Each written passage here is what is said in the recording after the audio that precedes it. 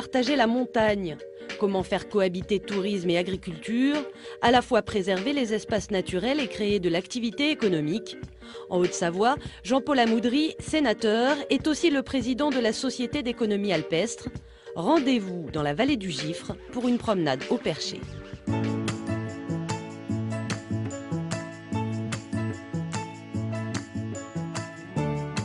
Pour moi, la montagne, elle doit être à la fois un lieu de vie, elle ne doit pas être un sanctuaire, elle ne doit pas être un espace réservé à telle ou telle catégorie. La montagne, elle n'est pas la propriété des montagnards et la montagne n'est pas non plus la propriété des seuls citadins qui aspirent à venir la découvrir. La montagne, elle est un lieu de rencontre et elle est un lieu où on doit préserver tous ses atouts et en assurer la pérennité.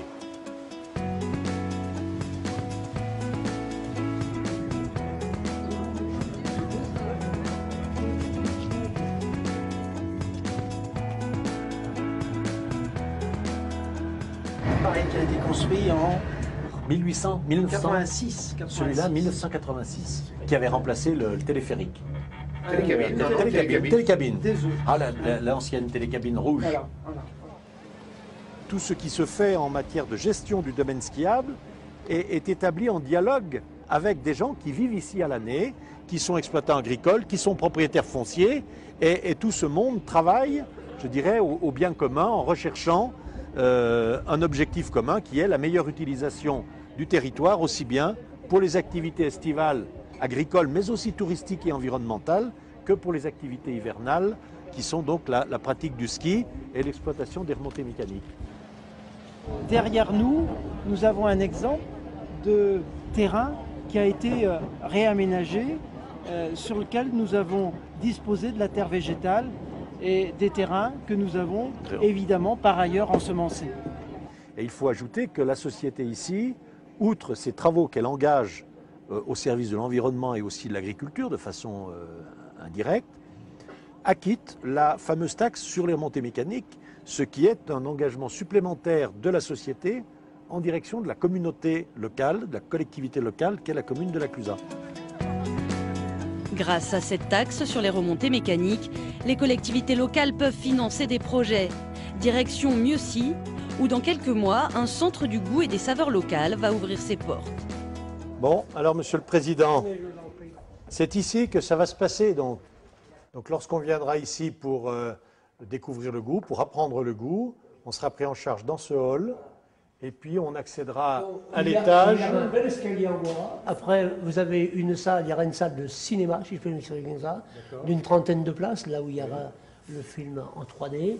Et ensuite, une grande salle, je ne sais plus combien de mètres carrés, où là, on pourra recevoir ou des séminaires, des enfants d'école, apprendre à faire du fromage blanc, etc. Faire des ateliers du goût avec les enfants, parce que ça marche assez bien de leur faire faire du fromage blanc.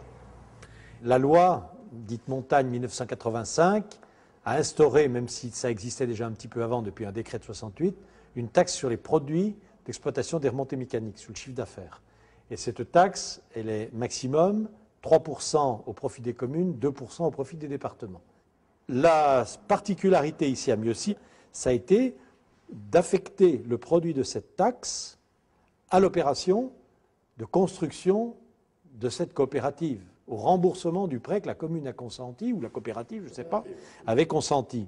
C'est certainement l'unique, moi, à ma connaissance, exemple de cette affectation d'un produit touristique à une destination à usage, à finalité agricole.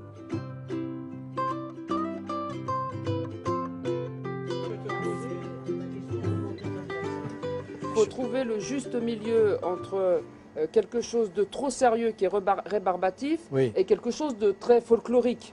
Il faut trouver le juste milieu d'apporter de la connaissance, mais sous une forme quand même relativement ludique et agréable. Parce qu'aujourd'hui, les gens qui viennent, ils sont en vacances, ils sont en famille, donc ils ont besoin de partager un moment de plaisir.